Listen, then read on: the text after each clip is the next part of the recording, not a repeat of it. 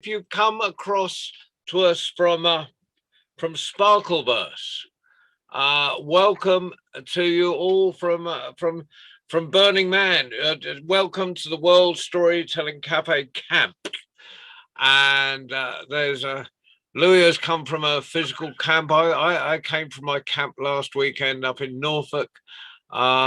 Tonight we have as our teller. It's the amazing, the indomitable Baden Prince. Take it away, Baden. Hi, everyone. Good evening. And King Louis, I've got to ask you something before I start. How are you doing? How are you doing, King Louis? Good, thank you. And how are you? I'm very well, thank you. Louis, can I Yeah? have your permission, please, to recite a couple of poems tonight? Of course you can, yes. Thank you, thank you. I'm going to tell you a story, which is a story I heard from a friend of mine not so long ago. And I love this story so much, I asked my friend if it was okay for me to bring that story here. And he said, yes. And this friend of mine is a fantastic storyteller. He's such a great storyteller. His name is actually Story. He calls himself Shola Story. Now, do you think Shola Story is a jeweler? Do you think Shola Story is a barber? Do you think Shola Story is a cook? Or do you think Shola Story is a storyteller? What do you reckon, Louis? Storyteller? Storyteller! He's a storyteller. And he tells a fantastic story. And he's getting married tomorrow, isn't he? He's getting married, yes, indeed. Well, that's a story all by itself. But we'll talk about that another time. So, Ujambo, greetings, welcome everyone. And here's my first story. It's the story of a farmer, and the farmer's name was Charles. And what do you think everybody called him? No, they didn't call him Charles. For some strange reason, they called him Chuck. Why is it that when your name is Charles, everybody calls you Chuck? I don't know, but that's what they called him. Everybody called him Chuck. And Farmer Chuck raised chickens. Now, the reason I'm telling this story at this time of night is I wouldn't like to have to say that sentence like at around 9:30 or 10 o'clock after I've been sitting in the pub for a couple of hours, when the line Farmer Chuck raised chickens would give me a bit of trouble. But at this time of night, I can happily say Farmer Chuck raised chickens. What did Farmer Chuck raise? Chickens, that's right. He raised all sorts of chickens, lovely Burford brown hens that laid the most beautiful eggs you'd ever tasted, lovely poulet de Bresse. And I won't say any more about that in case I upset any of the vegetarians or chicken keepers. But Farmer Chuck's chickens had one thing in common. He fed them well, he raised them well, and they grew into big, beautiful, plump, juicy, tender. I mean, they grew into beautiful birds with lovely plumage and lovely feathers and pointy beaks and big wings that they flapped, and the cockerels strutted and crowed, and the fens preened and clucked. Ah, he had a lovely chicken farm. But there was one bird. There was one bird in Farmer Chuck's fowl coop, which was a very strange looking chicken. I'm not going to try that, Mike Faculty. No way. Nice try, sir. No chance. Farmer Chuck had one chicken in his coop, which was different from all the others. And you know what it's like when you're a bit different. Sometimes people love the fact that you're different and they embrace you and they welcome you. And sometimes people can be a bit silly because you're a bit different and they try and push you off to one side. And so the other chickens were a bit, some of the chickens were very friendly to this strange looking chicken. Some of the other chickens weren't very friendly and weren't very nice to this strange looking chicken. But Farmer Chuck took this chicken, I'm tempted to say, under his wing. See what I did there? He took this chicken under his wing and he cared for this strange looking chicken.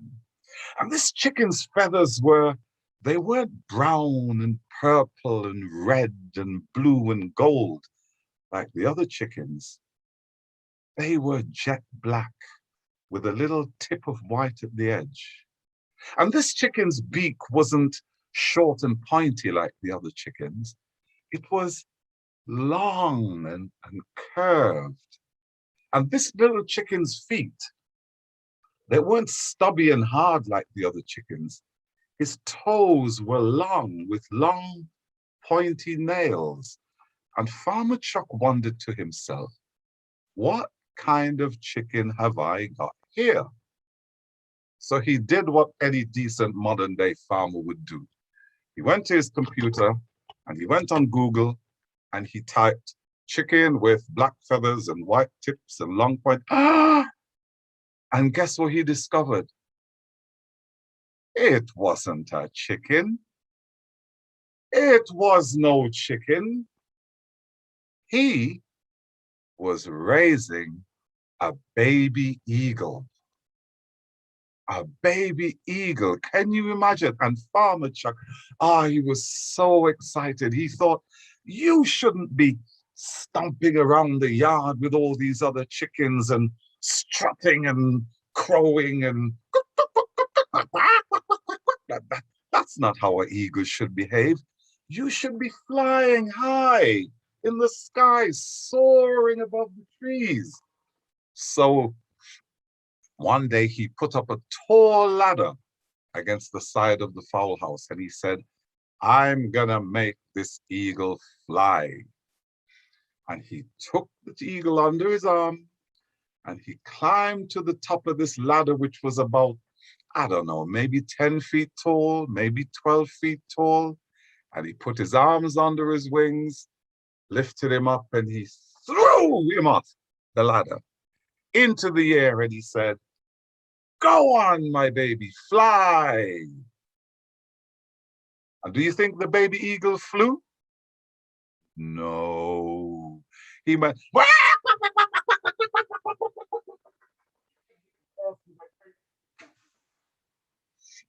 and then he stumbled around for a little while and Farmer Chuck said, that didn't work very well.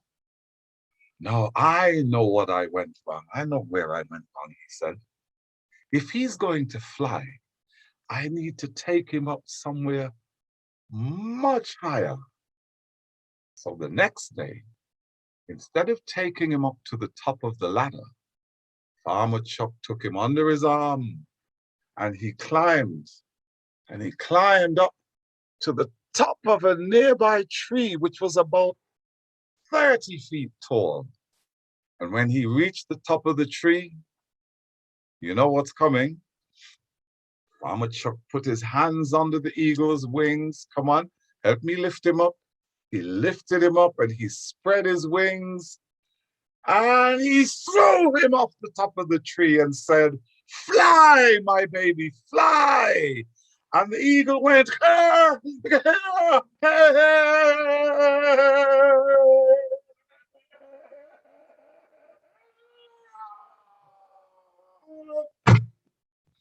and hit the ground with an almighty thud. Oh dear, said Farmer Chuck. That didn't go very well. If I'm going to get this eagle to fly, I've got to take him somewhere higher than a ladder, higher than a tree. And then he looked across the way.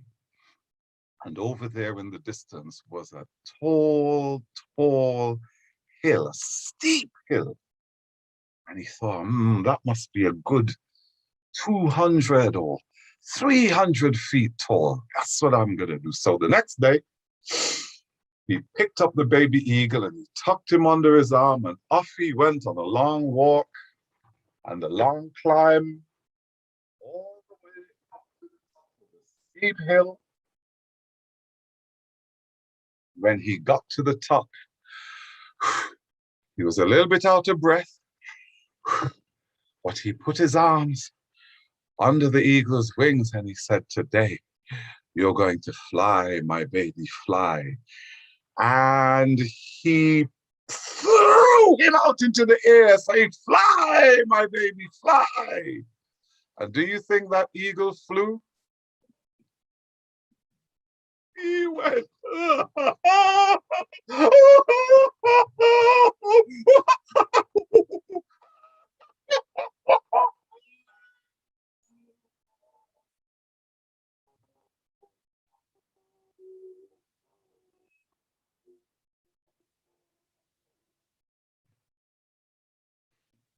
And landed on the ground with an almighty thud.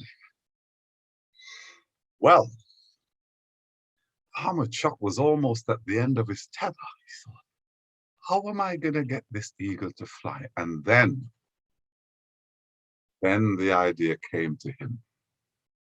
Aha, he said. An eagle doesn't just fly the height of a ladder. He doesn't just fly above the trees. He doesn't just fly across the top of a hill. An eagle will soar into the air above mountains, above clouds, for hundreds and hundreds and hundreds of miles. So he got in his wagon and he tucked the chicken up in the back and he went on a long drive, a long way away to the nearest mountain.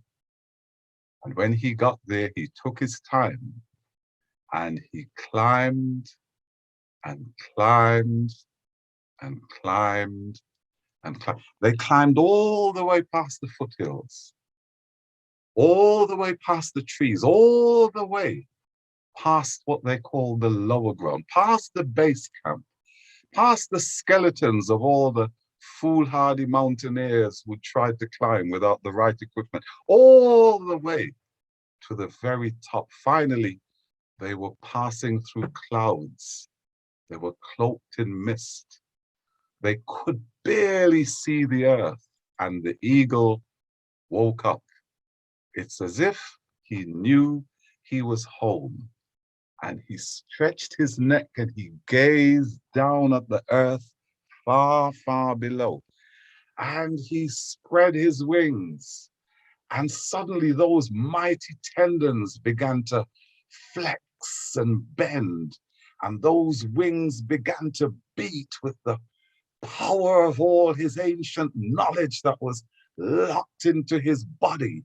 And he began to wave his wings and flex his chest, and Farmer Chuck knew at last the eagle was home. And this time, he didn't have to raise him and throw him. He just had to lift him up and say, "Fly." And that eagle took off, magnificent wings beating on the air, and he soared, and he dipped, and he raised himself high, and he went right down, and he did cartwheels in the air. And Farmer Brown walked away saying, "My work here is done." Thank you.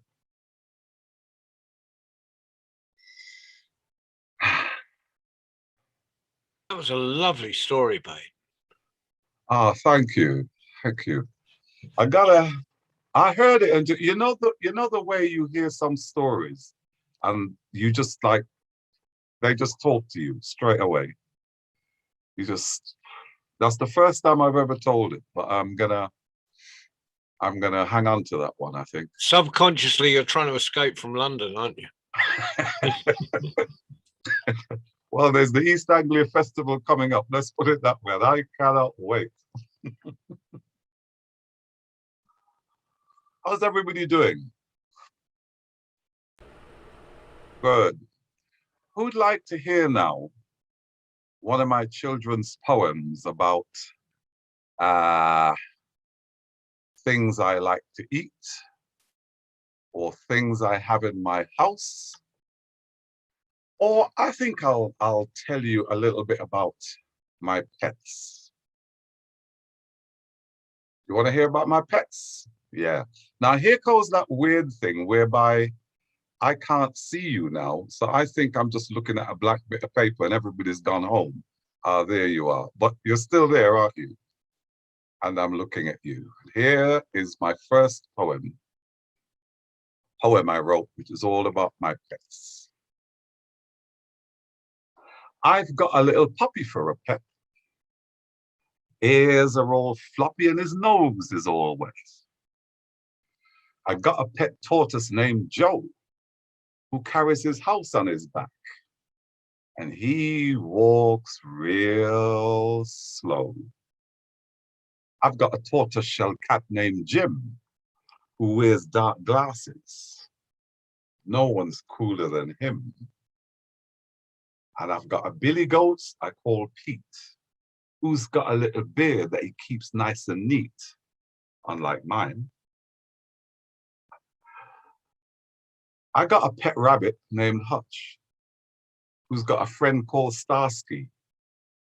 I don't like him very much, because he's a long-tailed black and white skunk. And he did something once. Ugh, it really stunk. I keep a shark in a goldfish bowl. And every time I look at him, my blood just runs cold. And not sure I should tell you this. Like Farmer Chuck, I once had a funky little chicken. But one day, I got a bit hungry, and I'm gonna tell you, he was finger licking. I got another dog, a border collie, who's dressed for bad weather. Raincoat, hat, wellies, and a brolly. And how about you? Have you got any pets?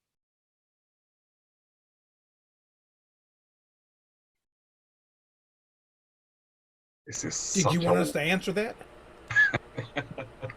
Hey, look at Maria. Beautiful. Oh, I don't even have a pet peeve. Oh, that's a nice doggy. And Louis's got his hand up. He must have a pet. Where's Louis got? I can't see him. Louis, what you got? Where have you got, So Louis? I got one goldfish is passed away. Oh, 10. And then I got one guinea pig called Rosie. That's just a girl. And she passed away at a 4 by a lump. oh. I feel bad about eating my chicken now. Shall I bring? I'm a guinea pig. Where's your other guinea pig? My second guinea pig. And he's called Ron. He passed away. Oh dear. 5. And then I've got my final third guinea pig. Yeah. A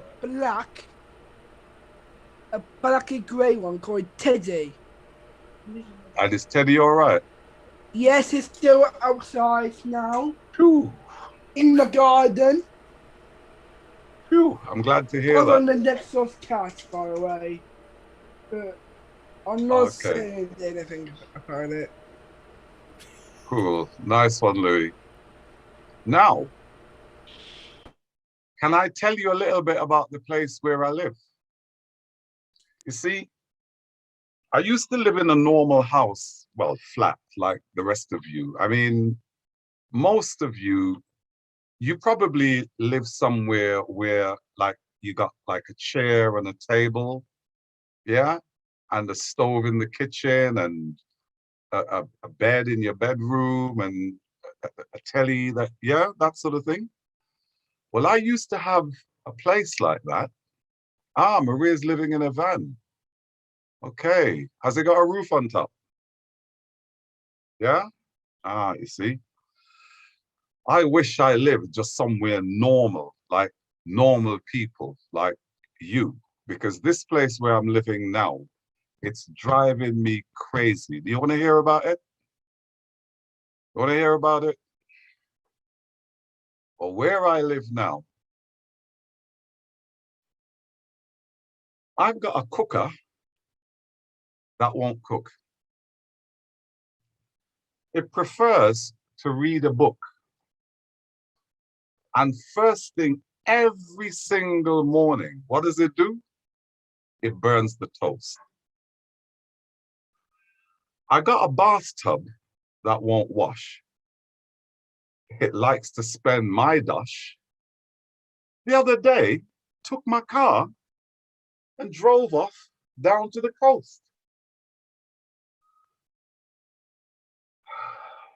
This really winds me up. I got this kitchen table that seems to be unable to stand up on its own 4 wooden feet. I got a color telly. It's got a big fat belly, and I always have to tell it, "Oi, you, brush your teeth." The kitchen sink is lazy. The rubbish bin, crazy. And once I caught the toilet drinking wine.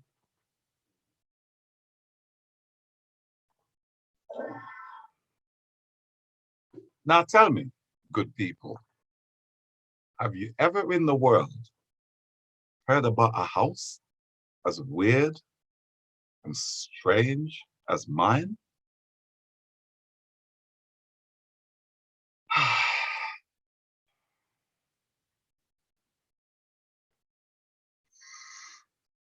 And finally, and I hope there's nobody planning to go and have their dinner after I've read this next poem, which I wrote specially to work when I'm working with children. It's all about, where's Louis? Where's King Louis? This is all about my favorite foods. Because my favorite dish isn't seafood or fish or roast meat or fried eggs and ham. I don't like potatoes. I don't like tomatoes or tomatoes or crisps, chips, cream cheese or jam. I don't like bananas. I don't like sultanas. And I can't stand the taste of Ribena. Ugh, ah, ugh. Yuck. But there are a few things that make my heart sing. And to me, there's nothing sweeter than sticky green snot. Great, piping hot. I like toe jam and earwax and crayons and blue tack and lovely big bogies wrapped up in hoagies and rats and mice that the cat has killed. Oh, lovely, scrumptious, baked, fried, or grilled. And some people think it's yucky eating things that are dirty and mucky, but if you fry them up with just a little bit of rice, worms and slugs and snails and bugs. Oh, so nice. And what is the best thing to put on a barbecue? Well, if we were in the real world, I reckon I'd try and catch and cook and eat one of you. There you go. Oh dear. That's one of the things I really miss about not being in a school and not being in a classroom or a hall with a group of children where you can do that sort of thing and get that that really visceral reaction when you start and they all go, "Yeah!" And you got like 30, 40 kids sort of, "Yeah!" It's the greatest sound in the world. Soon, eh? Soon. Yeah. So who's Thank you, Baden. There are so horrible, smelly, stinky things I never heard before.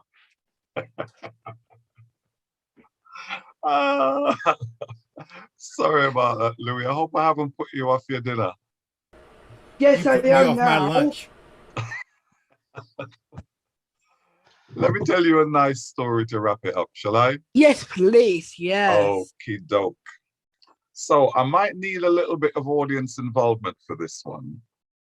Once upon a time, there was a man who sold hats. Yes, he was a hat seller. And what do you think, you can unmute and answer this, what do you think he used to get up and do first thing every morning? Anybody? Wake up. He'd wake up.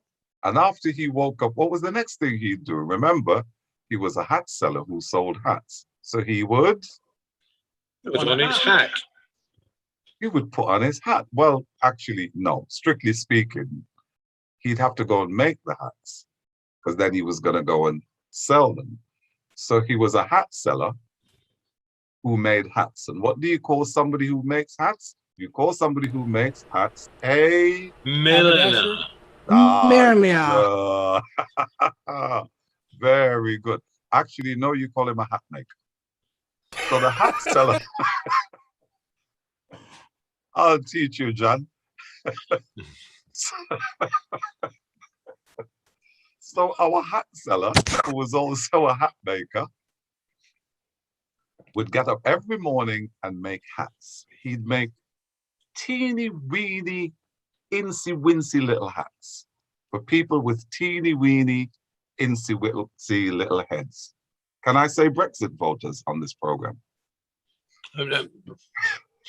He also would make ordinary sized hats for people with ordinary sized heads. Mine isn't, because this doesn't fit. And You don't have an ordinary size head. And then he'd make whacking great big humongous hats for people with whacking great big humongous heads. So he'd make, that's right. So he'd make teeny weeny itsy bitsy little hats, normal sized hats, and whacking great big humongous hats. And when he'd made enough hats to take to the market, off he went to sell his hats. And he went trundling off down the road, as happy as a lark. But it was a long way to the market, a long, long, long, long, long, long, long, long way. And halfway along the road, he started feeling a little bit tired. So he sat down under the shade of a great big tree. And what kind of tree do you think he sat down under to rest? Baobab tree? I gave you a clue in the word. It was a shade tree because he sat down to rest in the shade. And while he was sitting under the tree getting a, I never do this in a school, by the way, because every answer is a right answer. He was sitting under the tree, relaxing and resting, and he fell asleep, not realizing that up in the tree, playing around in the branches, was a whole troop of mischievous monkeys. The most inquisitive of the monkeys came right down onto the lowest branch and looked in the hat seller's bag, and there he saw hats of all sizes and shapes and descriptions. He reached in, he picked one up, and he put it on his head. And in no time, the rest of the monkey troop came swinging down and helped themselves to the hat maker's hats, and off they went back up into the top of the tree. Eventually, our hat seller woke up, looked around, looked in his basket, and noticed all his hats had gone missing. Going on, he thought. Then he looked up and he heard, and there were the monkeys waving the hats at him, putting him on their heads, taking them off, and taunting him. He stood up and he was furious and he went, "Oi, you, give me back my hats." Well, you know what they say. Monkey see, monkey do. So as he waved his fist and shouted, the monkeys started waving their fists and going, "Ooh, ooh, ooh, ha, ha, ha, ooh, ooh, ooh, ha, ha, ha." Well, that made him really furious. And he stood on the ground and he stamped his feet as hard as he could. Well, monkey see, monkey do. So the monkeys all started stamping on the branches and waving their hats at him and laughing at him. And he was livid. He started jumping up and down and shouting, "You just let me get up there and get you, see what I'll do to you." And they started jumping up and down. And this went on for a while until finally he thought, hang on a minute. Monkey see, monkey do. So he put on his own hat,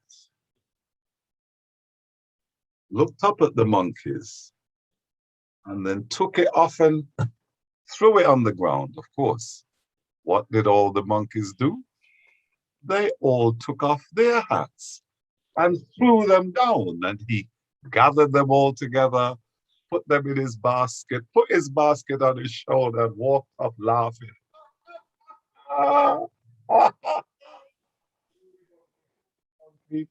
And off he went to market.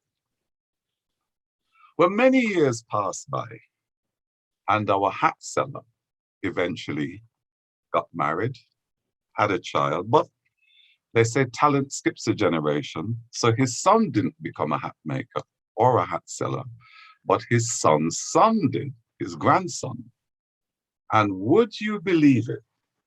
I know you're not going to believe me, but it's true. Maybe 30 years later, 40 years later, to the day, this next generation hat seller is walking along the very same road, heading towards the very same market, carrying a big basket of hats, and you never guess what?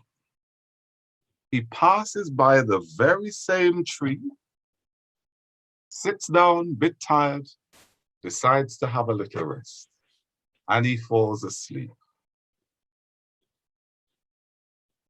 And there's a troop of monkeys up in the branches who come swooping down, just like that first troop did all those years ago. And they reach into his basket and they take out all the hats and they go scampering back up, way back up to the top of the tree.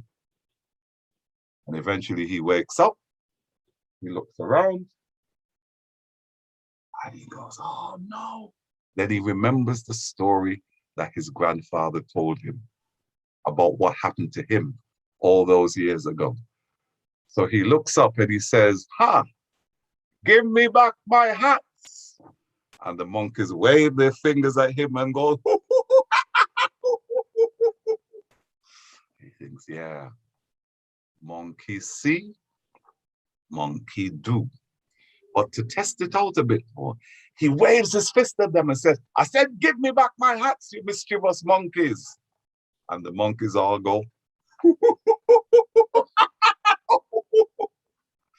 and he thinks, yeah, this is working fine.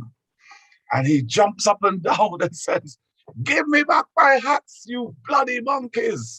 The monkeys jump up and down on the branches in the tree and go, And then for the coup de grace, he picks up his own hat and then takes it off and throws it on the ground. Nothing happens. He's really perplexed. He puts his hands on his hips and he looks up and he goes, and he picks up the hat and he puts it on again. And he goes, throws it on the ground. And nothing happens. And he goes, what's the matter with you stupid monkeys? You're supposed to take off the hats and throw them on the ground. That's what my grandfather did. And that's what you monkeys did. And they gave him back his hats. At which point, the leader of the monkey troop leans down with his tail curled around a branch and says to him, my friend, you think you are the only one who has a grandfather? Thank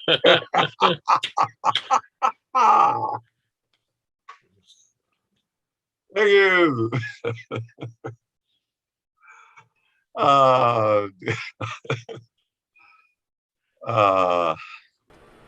May I borrow that story?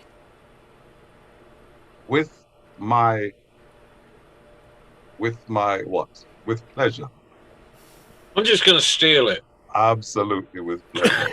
I would like to steal it as well for my Archie monkey puppet. He would just love doing that story. Oh, please, please. The first time I heard it, I laughed till it hurt. And I asked the person who told it, just as you did, could I? And he said, please do, please do. So I'm only too happy to share it. I'm just about done, unless I'm looking for a little bit of a sort of meaningful poem that I wrote ages and ages ago. Do you want to hear it? It's all about words. Please do. Oh, yeah. Please do. I'm in the Continue mood. monkeying around. And you're telling me you're gonna sue me for that bad joke. You gotta be joking. Here it goes. Where are you? Where are you? Where are you? Where are you?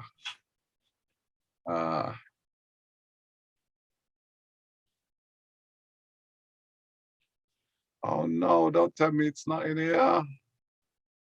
Come on.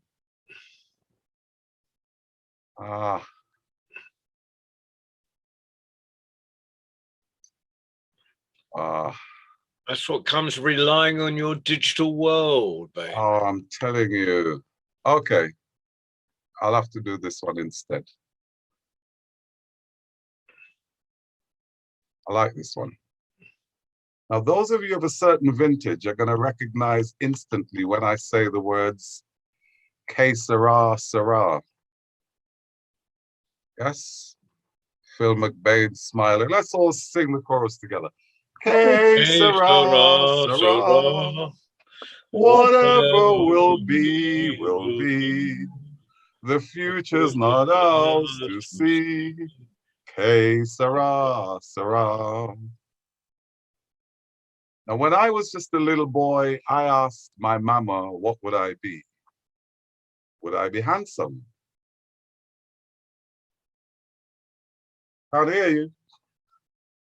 Would I? No, okay, don't bother. Yes, yes, yes, yes.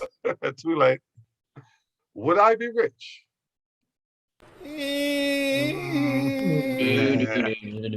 And here's what she said to me. What the future holds, nobody knows. You may grow up to be a lawyer or an electrician, a fighter or a writer or a politician, apologies to Curtis Blow. You can win the prize or be the competition. Just be sure you always do your best. Now, many years have passed and I'm no longer slim. I gotta wear glasses and I really should start going to the gym. I walk with a heavy tread, so many hopes and fears. Hairs falling off my head, apologies for this next bit, and started growing in my ears. I got pains in my knees and the small of my back. What's left of my hair, don't ask, is turning gray, where it used to be black. You could say I'm fully grown and, you know, life ain't too bad. I got children of my own. When I wrote this, it was one, now there's two. Two of them call me granddad. When they come to me asking, what will I be? I clear my throat, and here's what I say to them. Hey, Sarah, Sarah, whatever will be, will be. Future's not ours to see. Hey, Sarah, Sarah. In other words, what the future holds, nobody knows. You may grow up to be a preacher or a paleontologist, a teacher or a typist or a psychopathic dentist. You can win the prize and beat the competition, just as long as you make sure that you always, you listening, Louis? Make sure you always, Louis, always do your best. Ah, Thank you for coming along. Baden, that was a great set. Big round of applause for Baden. Thank you. Ah, Thank you for coming. we got more stuff coming up tomorrow. We've linked up with Sparkleverse, or Sparkleverse can link to us through on we are the World Storytelling Cafe Campfire or Camp. But you come in to us the usual way. You either come in through Sparkleverse or come in through worldstorytellingcafe.com, scroll down and just press the gold join story button. And tomorrow at 8 o'clock UK time, and you can work out what time that is in whichever part of the world you're in. We've got a kind of open mic for, so we've got some people already signed up. Baden's coming on, Bubba C's coming on, Norman Perrin from Canada is coming on. Phil, do you want to come on tomorrow night and do a story? Nice one. So we've got Phil from Aberdeenshire. And so a little later, you don't have to drive your van so fast. It's 8 o'clock in the evening. And anyone else that would like to come on and tell a story would be incredibly welcome. That's 8 o'clock tomorrow night. Sunday night is a real treat. Hala from Palestine has sent a film of just cooking and different dishes from Palestine, and that's she's going to be introduced by Mike Woods, by Lucy Anderson Wood. So that's in conversation. And that's got to be 6 o'clock on Sunday night. I'm really looking forward to that. If I can get back from, I've actually got a live gig, which I mustn't complain about.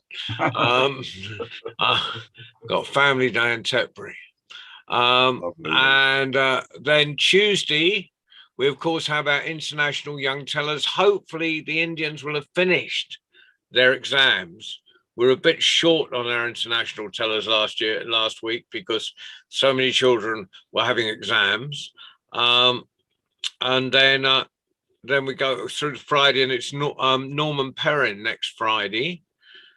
And then on the following Sunday, that's our worldwide story round. So we get lots. And if anyone wants to compare that, because Mike Rust isn't around, I'll put a shout out for that on the Facebook chat thing. So meanwhile, Louis, Yes. are we going to let Baden on again ever? Are we going to let Baden? Are we going to let Baden come back, Louis, please? Yeah. Yes. Yeah, you know, it's up to you. Yeah. Okay. We. Okay, John. Okay. Yeah. Well, we'll let thanks. Baden back. You can come back sometime, Baden.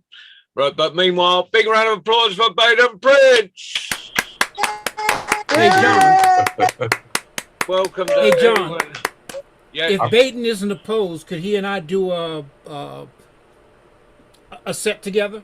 You can do whatever you like. No, Oh, I mean man. for the Oh, children's storytelling. That needs, whatever. Well, no, that'd be great. that needs to happen. But a two-hander. Let's see, we've got Norman next week, which is the 10th. Then we've got Donald Nelson on the 17th. Mark down, because you've now got regular working hours, haven't you, Baden? Yeah, I'm doing basically 9 to 5 Monday to Yeah, Friday. but that's all right. So the 24th then of September would be Baden Prince and Babassi if Baden Prince is happy about that. Yep, we can make that. That's a Friday? That's a Friday. Okay. Excellent. That's ages since I got all my Fridays sorted out that far in advance. You Wicked. tell I'm gradually getting off the road. Well, Yeah. thank you, everyone. Thank you, Ali, for driving the That was a magic carpet. pleasure. Thank you, Joe. Thank you, Baden. Thank you all, guys. Nice to see you. And anyone in from Thanks for the comments. Sparkleverse, welcome. Come back and visit us again. And fantastic. Louis, it's good to have you back. Yes! So, great to see you. And Mara, love to see King you. Louis, King Louis. Baden. See you all soon. John, give me a shout when you get a minute. Yeah, why? What have I done? No, I just need to check a date, make sure I haven't got something wrong. Oh, what for when I'm sending guests to you? Yeah, Yeah. I'll get Asia to ring you as well. yeah. Going to drop me a note. I know you got a lot on. Guys, good to see you. Babassi, take care. See you, Stay well. bye. Hey, you've given me Okay. some new things to monkey with. I appreciate it. As always, Baden, you are bombastic. All right. Bye, Thank everyone. you, Louis. Nice Thank you, one. John Rose. Thank you, everybody else. Thanks, John. Take care, everybody. Bye. Bye. Bye. Take care, Ali. Thanks for Thank you, letting my me in, friend. Louis. Thanks, Ali. Thank you, my friend. Thank you. I'm going to have lunch. Okay. I'm gonna try and eat And after I'm that. also having it as well. I just have to have a tray. Bye, guys. I can't get snot burgers out of my mind. Ugh. Ugh. I won't be eating those. Bye, Louis. No, I don't say goodbye. Until the next time, to be continued. Oh, Baba, say bye.